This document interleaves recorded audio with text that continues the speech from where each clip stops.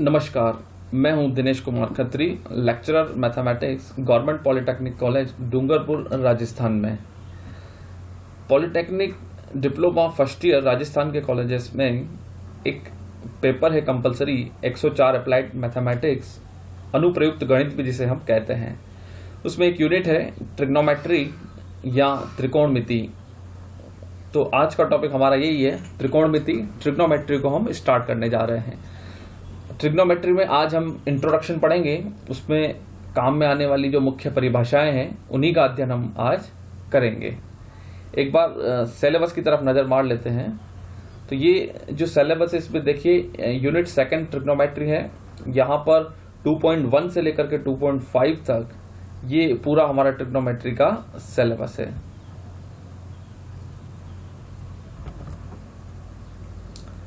To 2.1 में allied angle है, 2.2 sum difference formula है, their application, product formula, CD formula, trigonometric ratios of multiple and sub multiple angles, solution of trigonometric equations.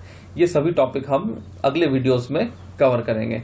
तो आज हम पहले ये सारे टॉपिक समझने के पहले जो हमें बेसिक रिक्वायरमेंट है उनको हम समझते हैं। चलिए शुरू करते हैं आज का टॉपिक, इंट्रोडक्शन टू ट्रिग्नोमेट्री या डेफिनेशंस इन ट्रिग्नोमेट्री। परिभाषाएं।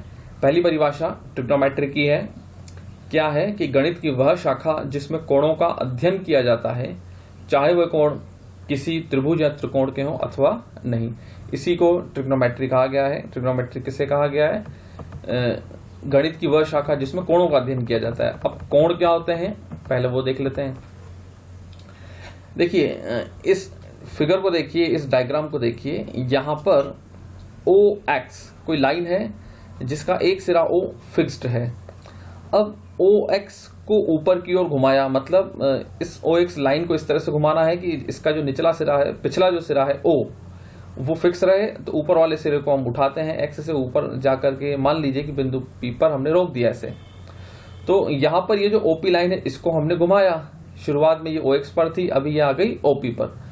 तो इस घुमाव ने जो परिक्रमण परिमाण नापा, जहां पर मैंने प्लस का आइकन लगा रखा है, तो ये जो क्वांटिटी हमने नापी है इसी को हम कोण कहते हैं। मैथमेटिकली क्या लिखी हुई है परिभाषा? यदि कोई परिक्रामी रेखा, मतलब रिवॉल्विंग लाइन, इस ओपी लाइन को रिवॉल्विंग लाइन बोला है क्योंकि इसका एक सिरा फिक्स्ड है, इसको घुमाया जा रहा है।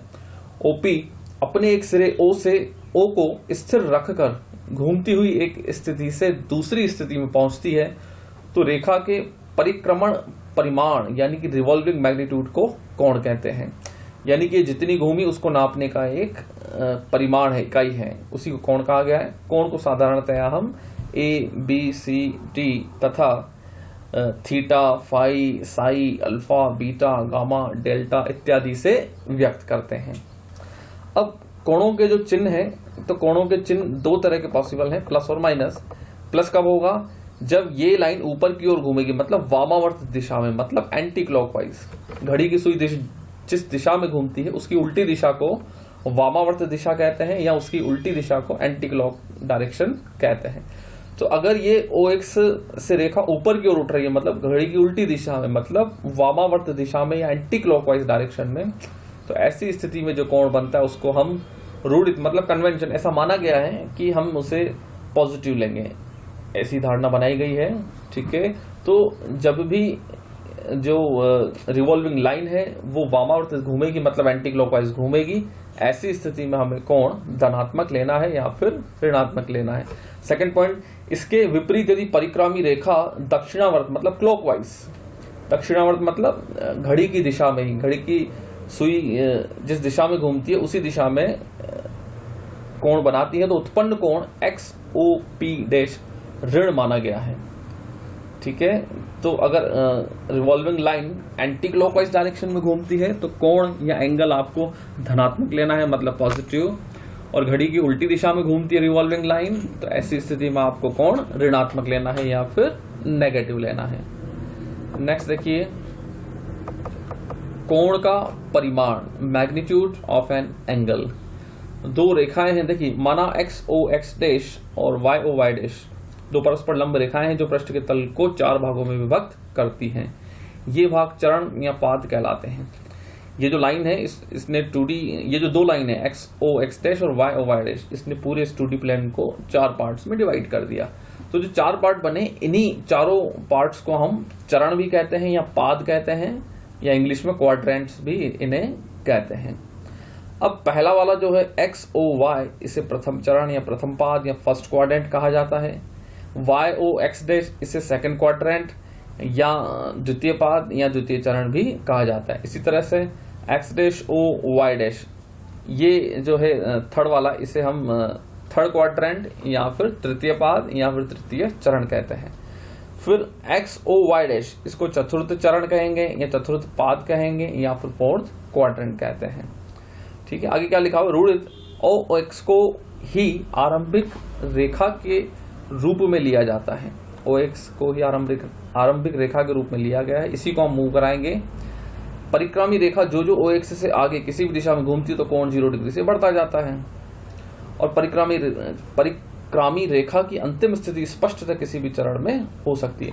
अब जैसे जैसे रेखा आगे घूमेगी, कोई ना कोई कोण बनेगा। वो जहां पर भी रुकेगी वो रेखा, या तो फर्स्ट क्वाड्रेंट में रुकेगी, तो ऐसी स्थिति में जो कोण है फर्स्ट क्वाड्रेंट के अंदर होगा। अगर वो सेकंड क्वाड्रेंट में रुकती है तो जो कोण है वो सेकंड क्वाड्रेंट में होगा। इसी प्रकार थर्ड और फोर्थ के लिए भी। इस प्रकार परिक्रामी रेखा की अंतिम स्थिति जिस चरण में होती है उससे प्राप्त कोण को उसी चरण में स्थित माना जाता है, तथा कोण का चिन्ह प्लस या माइनस परिक्रामी रेखा के वामावर्त यानी एंटी क्लॉकवाइज या दक्षिणावर्त यानी क्लॉकवाइज दिशा में घूमने के अनुसार लगा दिया जाता है। मतलब अगर वो रिवॉल्विंग लाइन वामावर्त या एंटी क्लॉकवाइज डायरेक्शन में घूमती हुई गई है तो कोण का चिन्ह धनात्मक लगाएंगे, और यदि घड़ी की उल्टी दिशा में गई है यानी कि एंटी क्लॉकवाइज डायरेक्शन में गई है या दक्षिणावर्त दिशा में गई है, तो ऐसी स्थिति में हम कोण का जो चिन्ह है वो ऋणात्मक लेंगे, मतलब नेगेटिव लेंगे। नेक्स्ट टॉपिक है कोणों का माप की इकाइयां, units of measurements of angle. पहला है षट दशांशक अथवा अंग्रेजी पद्धति सेक्साडेसिमल और ब्रिटिश सिस्टम। यहाँ पर एक समकोण का मतलब माना गया है 90 डिग्री। डिग्री को हम इस तरह से भी लिख सकते हैं इंग्लिश या हिंदी में, या इस तरह से ऊपर ओ 0 बना करके भी 90 डिग्री लिखा जाता है। 1 डिग्री में 60 मिनट माने गए हैं इस पद्धति में, या 60 मिनट को लिखने का तरीका ये भी है, 60 के आगे डैश लगा दिया तो ये मिनट का सिंबल हो गया। और 1 मिनट में होते हैं 60 सेकंड, ये भी हम जानते हैं। तो सेकंड का जो सिंबल है डबल डैश लगा देंगे। तो इस तरह से सिंगल डैश लगा हुआ है तो मतलब वो मिनट को बता रहा है, डबल डैश लगा हुआ है मतलब सेकंड को बता रहा है। और डिग्री के लिए ये ऊपर ओ या 0 लगाकर दर्शाया गया है। अगली जो पद्धति वो है शतांशक या फ्रेंच पद्धति, सेंटेसिमल और फ्रेंच सिस्टम। यहाँ पर एक समकोण, ऊपर तो एक समकोण को 90 डिग्री माना गया है, जबकि यहाँ पर एक समकोण का मतलब 100 ग्रेड लिया गया है।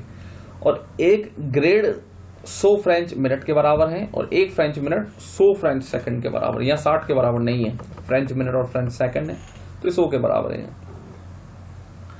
और इस पद्धति में कोण के माप की इकाई ग्रेड है। मतलब यहाँ पर कैसे लिखेंगे, वहां तो ऊपर जैसे 1 डिग्री है तो 1 के ऊपर 0 लगा देते थे हम, अब यहाँ ग्रेड है तो 1 के ऊपर G लिख देंगे तो 1 ग्रेड हो गया इसका मतलब। वृत्तीय प्रणाली या फिर सर्कुलर सिस्टम।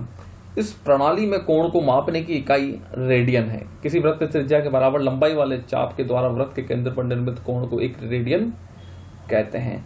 यानी कि त्रिज्या के बराबर जितना चाप कटेगा उस चाप के द्वारा जो कोण बनता है केंद्र पर उसको एक रेडियन कहा गया है। और रेडियन को दर्शाने के लिए 1 के ऊपर C लगा दिया। कोई भी इकाई है, जैसे 5 रेडियन कहना है तो 5 के ऊपर C लगा देंगे तो फिर वो 5 रेडियन बन जाएगा।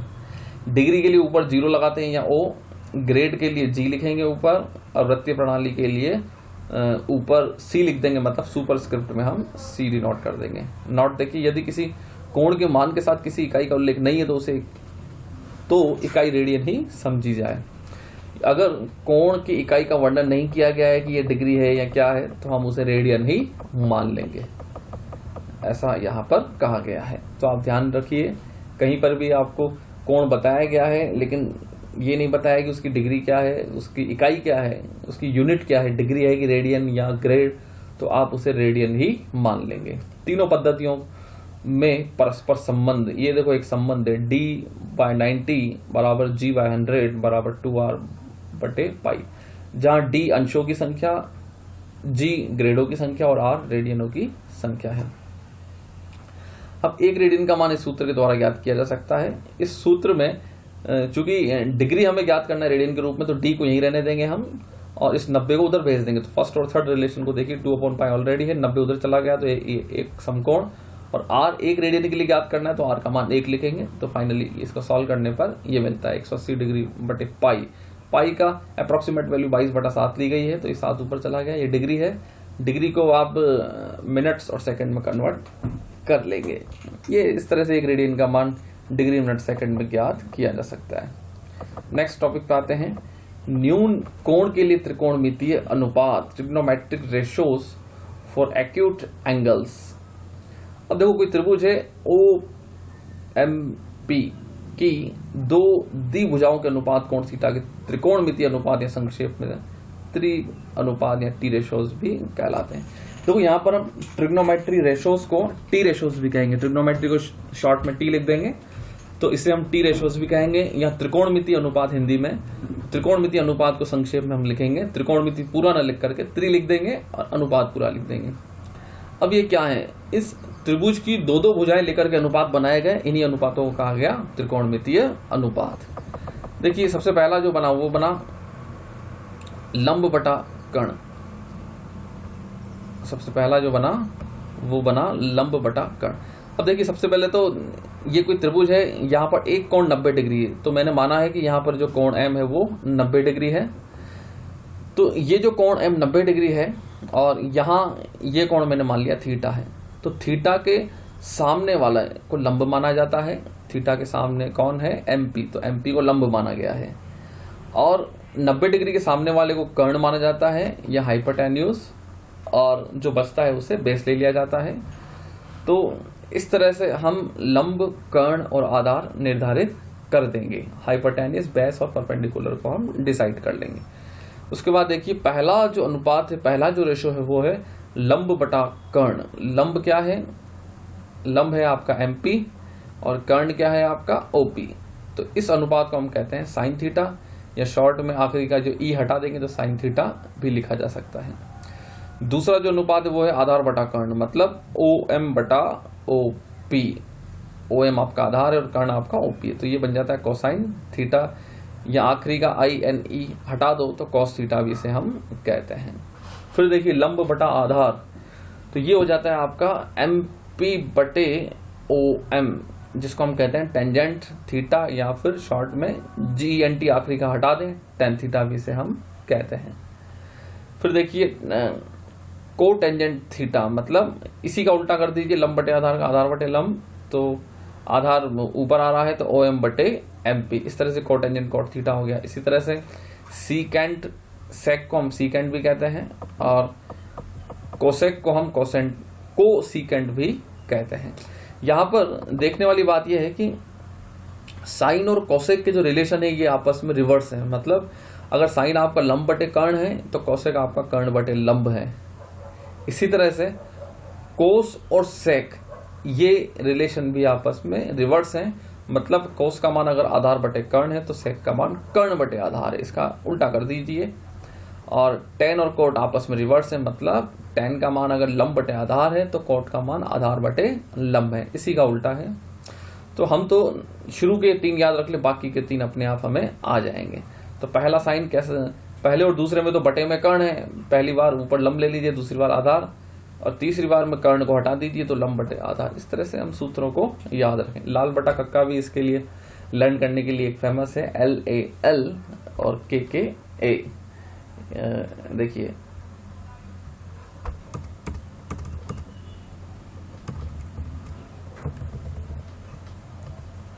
LA, एक मिनट, देखिए LAL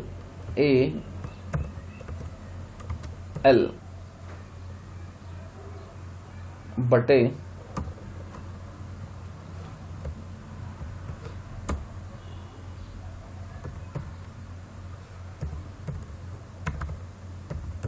देखिए लाल बटा कक्का, ये इसके लिए फेमस विधि है।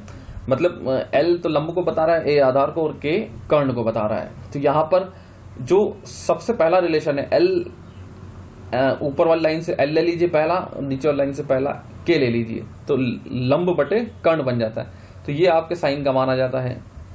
देखिए लंब बटे कर्ण ये आपके साइन का माना गया।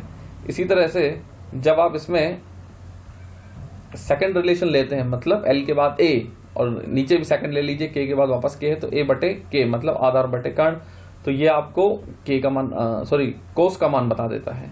और इसी तरह से आप थर्ड रिलेशन ले लेंगे, आखिरी वाला एल और ए, तो लंब बटा आधार, तो ये आपको tan का मान बता देता है। तो ये भी हमें क्रम से ही याद रखने हैं, पहले साइन थीटा, फिर कॉस थीटा, फिर tan थीटा, फिर कोट, फिर सेक, फिर cosec, sine cos tan cot sec cosec. और अगर एक बार हमने साइन कॉस टेन निकाल लिए तो कोट सेक कॉसेक उसके बाद अपने आप आ जाते हैं, क्योंकि साइन का उल्टा कॉसेक, कॉस का उल्टा सेक और कोट टेन का उल्टा कॉट होता है। इन्हीं रिलेशन को हम रिवर्स करके भी ज्ञात कर सकते। तो लाल बटा कक्का एक लर्न करने के लिए हम याद एक मेथड है, उसे हम ध्यान रख सकते हैं। त्रिकोणमितीय अनुपातों को प्राय त्रिकोणमितीय फलन या वृत्तीय फलन मतलब सर्कुलर फंक्शन भी कहते हैं। यही जो sine cos tan cot sec cosec थे, इन्हीं अनुपातों को हम त्रिकोणमितीय फलन या वृत्तीय फलन या सर्कुलर फंक्शन भी कहते हैं। यही हमारे क्या होते हैं, त्रिकोणमितीय फलन। आगे देखिए, साइन थीटा बटे cos theta is not equal to sine बटे कॉस। ऐसा नहीं हम कर सकते कि थीटा को थीटा से काट दिया तो साइन और कॉस बच गया। एक्चुअली साइन और थीटा दो अलग अलग क्वांटिटीज नहीं है, साइन थीटा मिला करके एक राशि है, ठीक है। इसी प्रकार कॉस थीटा मिला करके एक राशि है। अगर आप इसको तोड़ देंगे, कोस को अलग थीटा को अलग कर देंगे, तो उनका आपस में कोई मीनिंग नहीं है। थीटा का मीनिंग जरूर है लेकिन कोस का कोई मीनिंग नहीं रह जाता। तो ऐसी स्थिति में हम अकेले साइन कभी भी नहीं बोलेंगे, साइन थीटा ये मिला करके एक पूरी राशि बनती है। इसी तरह से साइन थीटा का अगर ब्रैकेट के बाहर स्क्वायर लगा हुआ है मतलब होल स्क्वायर, तो ये साइन स्क्वायर थीटा के बराबर होता है। मतलब साइन के ऊपर आप स्क्वायर लगा दें तो इन दोनों का मीनिंग एक ही समझा जाए। जबकि साइन स्क्वायर थीटा का मतलब ये नहीं है कि थीटा के ऊपर स्क्वायर लग गया। थीटा के ऊपर अगर स्क्वायर लगा देंगे तो ये राशि अलग होगी, जबकि साइन के ऊपर स्क्वायर लग गया तो ये राशि अलग होगी। इन दोनों का मीनिंग सेम है लेकिन इन दोनों का मीनिंग सेम नहीं है। इसी तरह से ये भी ध्यान देने योग्य बात है। इस तरह सभी के लिए लागू होगा, sine cos tan cot sec cosec के लिए, इसीलिए आदि लिखा हुआ है मतलब ईटीसी। नेक्स्ट देखिए, कोणों के त्रिकोणमितीय अनुपातों में व्यतिक्रम संबंध मतलब reciprocal relation in T ratios of angle. जैसा कि मैंने आपको बताया कि साइन और कॉसेक रिवर्स होते हैं, मतलब कॉसेक थीटा 1/sin थीटा के बराबर होता है, सेक थीटा 1/cos थीटा के बराबर होता है, tan थीटा होता है आपका sin theta upon cos theta, और cot थीटा होता है cos/sin या 1/tan थीटा। cot और tan आपस में रिवर्स होते हैं, लेकिन tan की वैल्यू sin और cos के रूप में भी होती है, जो कि होती है sin थीटा बटे cos थीटा। तो ये सारे रिलेशन हमें याद रखने हैं। तो यहां से जैसे साइन थीटा आपका 1/cosec थीटा है, तो इस cosec थीटा को इधर ले आइए तो साइन थीटा cosec थीटा का मल्टीपल 1 आ जाता है। आगे देखिए, कोणों के त्रिकोणमितीय अनुपातों में वर्ग संबंध, ये भी हमें ध्यान रखने हैं। इनके प्रूफ हम स्किप कर रहे हैं। तो देखिए, पहला फॉर्मूला है sine square theta plus cos square theta बराबर 1। ये सूत्र है साइन और कॉस में, वर्ग सूत्र है ये, इन्हें याद रखिए। अगला है 1 + tan स्क्वायर थीटा बराबर सेक स्क्वायर थीटा, ये भी हमें याद रखना है। फिर 1 + कोट स्क्वायर थीटा बराबर कोसेक स्क्वायर थीटा, ये भी रिलेशन आपको याद रखना। पहला रिलेशन साइन कॉस में, दूसरा tan और सेक में है, और तीसरा कोट और कोसेक में है। यहां से हम आपस में इंटरचेंज करके अन्य सूत्र भी ज्ञात कर सकते हैं। त्रिकोणमितीय सर्वसमीका, जब दो व्यंजक उनमें प्रयुक्त अज्ञात राशियों के किन्हीं भी मानों के लिए बराबर हो तो उनके ऐसे संबंध सर्वसमीका कहलाते हैं। कोई दो एक्सप्रेशन हमें गिवन है, कोई दो व्यंजक हमें दिए गए हैं मान लीजिए, तो उनमें जो अज्ञात राशियां प्रयुक्त की गई हैं और उनके किसी भी मान के लिए वो दोनों व्यंजक बराबर आ जाते हैं, तो वो उस पर सर्वसमीका कहलाते हैं। यदि व्यंजकों में त्रिकोणमितीय अनुपात भी हो तो ऐसी सर्वसमीकाएं त्रिकोणमितीय सर्वसमीकाएं कहलाती है। वहां पर अगर व्यंजकों में त्रिकोणमिति आ जाएगी तो फिर त्रिकोणमितीय सर्वसमीकाएं हो जाएगी। त्रिकोणमितीय अनुपातों के चिन्ह, देखिए एक डायग्राम है जिसमें फर्स्ट क्वाड्रेंट में ए लिखा हुआ है, सेकंड क्वाड्रेंट में एस लिखा हुआ है, थर्ड क्वाड्रेंट में टी लिखा हुआ है, फोर्थ क्वाड्रेंट में सी लिखा हुआ है। ए का तो मतलब है ऑल, एस का मतलब है साइन, टी का मतलब है टेन और सी का मतलब है कॉस। ये आगे आएगा, हम वहाँ पढ़ेंगे।